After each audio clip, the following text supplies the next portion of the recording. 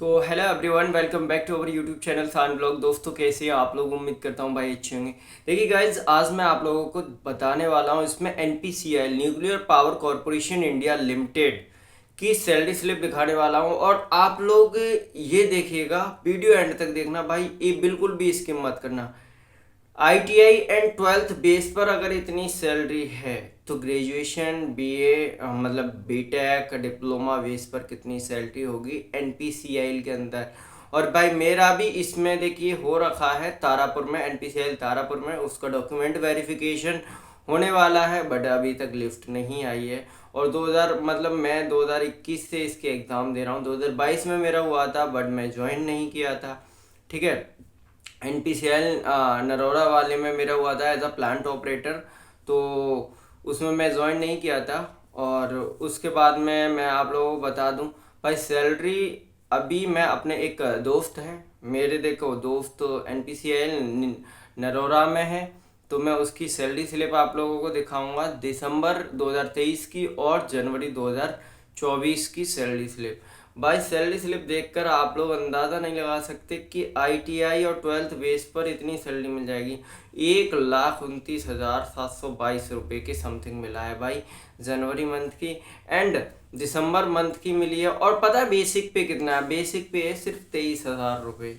मतलब आप लोग भाई इतना और पता है इसका मैं सिलेक्शन प्रोसेस बता देता हूँ कि इसमें जो एग्ज़ाम होते हैं भाई एनपीसीआईएल में, ठीक है, मोस्टली मैं अगर नरोरा वाले की बात करूँ तो एक ही दिन में 2 एग्ज़ाम हो जाते हैं एंड उनका रिजल्ट रात में दोनों, मतलब पहले एग्ज़ाम होगा मान लीजिए 10 बजे से एग्ज़ाम हो रहा है, 10 से 11 बजे तक, तो आपका रिजल्ट 1 बजे तक आ जाएगा। फिर दूसरा एग्ज़ाम होगा आपका 2:30 बजे से, फिर 4:30 बजे तक, मतलब 2 घंटे का एग्ज़ाम होगा, उसका रिजल्ट रात में आ जाएगा। दूसरे दिन आपका डॉक्यूमेंट वेरिफिकेशन हो जाएगा और तीसरे दिन आप लोगों को घर भेज दिया जाएगा कि जाइए आप ज्वाइनिंग पर आना। तो ये होता है एनपीसीआईएल का प्रोसेस। मतलब भाई इतना फास्ट प्रोसेस होता है ना इनका, आपको वेट नहीं करना पड़ेगा। मतलब 1-2 दिन के अंदर ही आपकी जॉब लग सकती है, ठीक है।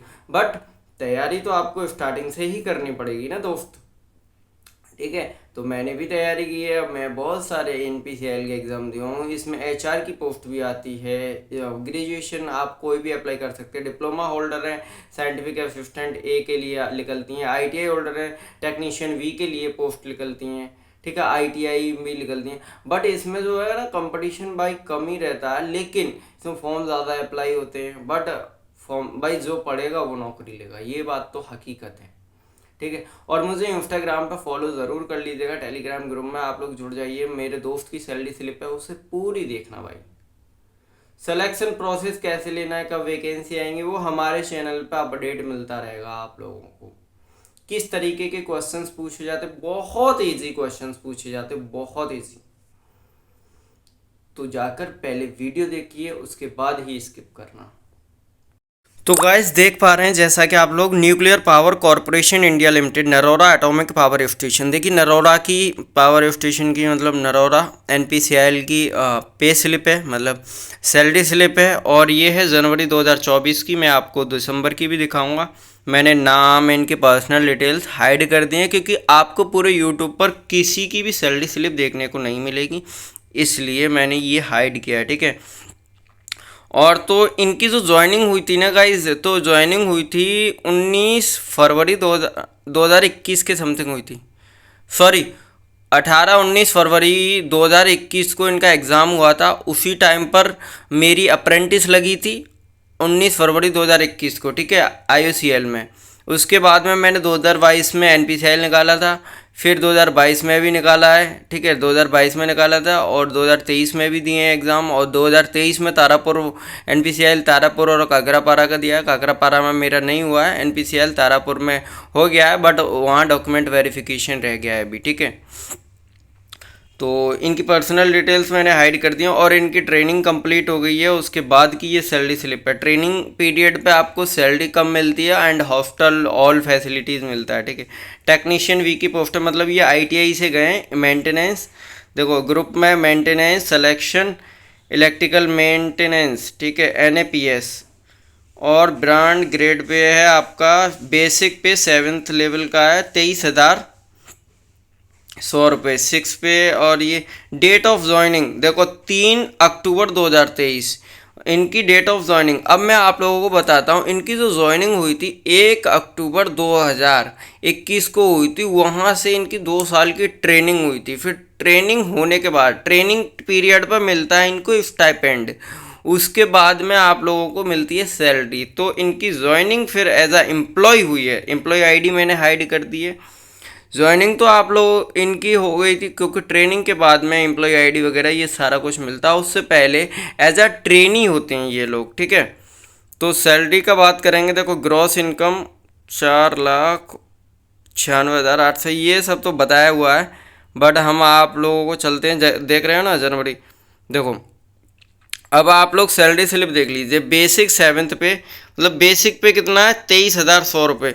आप लोग टोटल अर्निंग देख रहे होंगे 1,29,722। इतना कैसे मिल सकता है भाई? आईटीआई बेस पे है भाई। ये मेरा दोस्त आईटीआई की, हम लोग मैंने भी इलेक्ट्रीशियन से आईटी किया है और इन्होंने भी, तभी हम लोग दोस्त बने थे। वो भी ऑनलाइन बने थे दोस्त।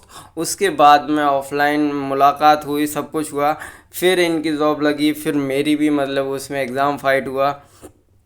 फिर मैंने ज्वाइन नहीं किया। देखो साइट अलाउंस 1,848 रुपये, डीए 10,626 रुपये, transfer allowance site taxable 2,640, canteen reimbursement tax 1,270, over time allowance देख रहे हो ना गाइज आप लोग। ओवर टाइम अलाउंस देखिए 87,868। मतलब नॉर्मल अगर प्राइवेट जॉब मानो तो 4 लोगों की सैलरी इसमें इंक्लूड हो जाएगी, ठीक है। केबल टीवी ये सब मिला के आप लोगों का इनका कितना मिला है 1,29,722। और overtime total OT hour 247। तो भाई इन्होंने 1 महीने के अंदर ओटी किए हैं। उसमें भी छुट्टियां होती हैं, ठीक है। संडे ऑफ रहता है और कोई गवर्नमेंट हॉलीडे हो गई वो अलग रहता है। और इनका जो डिडक्शन हुआ है मतलब टोटल डिडक्शन हुआ है जिस तरीके से, इनका इनकम टैक्स वगैरह तो गया ही नहीं है। पीएफ ईपीएफ वगैरह और ये ट्रांसफ़र रिकवरी ये सब, कैंटीन फूड, कैंटीन का देखो 290 रुपये गया है। मतलब 1 महीने का 290 रुपये है, ठीक है। 5,149 रुपये टोटल डिडक्शन हुआ है। लगभग इनकी अकाउंट में नेट पे आई है 1,24,573 रुपये। तो भाई ये फ़र्क होता है गवर्नमेंट जॉब और प्राइवेट जॉब में, ठीक है। ये है भाई गवर्नमेंट जॉब का मज़ा, कि आप लोग इतना सैलरी ले सकते हो गवर्नमेंट से। उसके बाद में ये क्या है आपका earning detail, supplement payment details, ये तो पता नहीं क्या है। बट इनके अकाउंट में जो है 1,24,000 आई थी। अब देख सकते हैं आप दिसंबर मंथ की सैलरी स्लिप। दिसंबर मंथ की सेम चीज़ तो ऊपर में दे ही दी है मैंने आप लोगों को। देखो दिसंबर मंथ में इनकी सैलरी, क्योंकि यहाँ ओटी कम हुआ है, दिसंबर मंथ में इनकी सैलरी आई है 79,305, ठीक है। तो इसमें ओवर टाइम अलाउंस देखेंगे तो आप लोग 28,993 रुपये ओवर टाइम है। और ये आपका साइड टैक्सेबल ये सब मिला के, और देखो 23,000 बेसिक पे है। मतलब 23,000 वाले को 79,000 इन मतलब आ रही है भाई, सैलरी बन रही है टोटल अर्निंग। और टोटल ओटी आवर है 81.5 आवर। मतलब भाई अच्छा खासा आप लोग पैसा कमा सकते हो गवर्नमेंट में जाने के बाद भी। बट ये हर किसी में नहीं होता है गाइज। एनपीसीआई एक ऐसा डिपार्टमेंट है जहाँ ओटी मिलता है आप लोगों को एज अ प्लांट ऑपरेटर भी, एज अ टेक्नीशियन भी और जो भी मतलब जिसमें भी जाओगे ना। एनपीसीआई की लाइफ मैंने जी है भाई। मतलब उसमें मैं रहा हूँ एनपीसीआई में। इतनी बेस्ट फैसिलिटीज़ देता है ना एनपीसीआई। लग्जरी लाइफ देता है आप लोगों को, फ्यूचर लग्जरी है भाई। एसएससी की जॉब तो क्या ही जॉब है। एनपीसीआई की अगर एंट्री कर दी ना एनपीसीआई के अंदर तो आप ये कहेंगे कि शान भाई इससे अच्छी जॉब कहीं है ही नहीं इंडिया में। और देखो इनका नेट पे आया था 74,643 रुपये, ठीक है। और कैंटीन फूड वगैरह ये सब डिडक्ट हुआ था 4,662 रुपये। भाई इतनी सैलरी मैं तो कहता हूँ पूरी लाइफ काट दो। बट मैं ज्वाइन नहीं किया था, वो कोई रीज़न था इस वजह से, ठीक है। बाकी तो आप लोग देख ही सकते हैं भाई, इतनी सैलरी में तो मज़ा ही आ जाएगा। मतलब इतना डिप्लोमा होल्डर्स को नहीं मिलेगी भाई नई गवर्नमेंट जॉब पर। डिप्लोमा होल्डर्स को इतनी सैलरी नहीं मिलेगी स्टार्टिंग में। बट एनपीसीआई देता है। एनपीसीआई में अगर डिप्लोमा होल्डर भी जाएगा तो आराम से मिल जाएगी आपको 70-80 हज़ार आराम से। चलिए दोस्तों, अगर वीडियो अच्छी लगी हो, और भाई इसका पता है सिलेक्शन प्रोसेस में बहुत इजी रहता है यार, सिलेक्शन प्रोसेस बहुत इजी, मतलब पहले 50 क्वेश्चन होंगे बहुत इजी, समझ लो। मतलब आप लोग मुश्किल से 20 मिनट लगाओगे एग्ज़ाम फाइट करने में, ठीक है। मतलब 1 घंटे का पेपर को 20 मिनट में आप लोग कर दोगे। देन सेकंड पेपर जो होता है वो आपका ट्रेड से रिलेटेड होता है। अगर आप जिस ट्रेड से हो तो आप लोगों का वही होता है, तो वो भी ज़्यादा हार्ड नहीं रहता। बट यहाँ पर जो है ना, मेरिट बहुत आई जाती है 150 में से आउट ऑफ 140। मतलब डिपेंड करता है कि आपका क्वेश्चन पेपर किस लेवल का रहा है। अगर इजी आया है तो कट ऑफ आई जाएगी, अगर हार्ड आया है तो कट ऑफ लो हो जाएगी गाइज, ठीक है।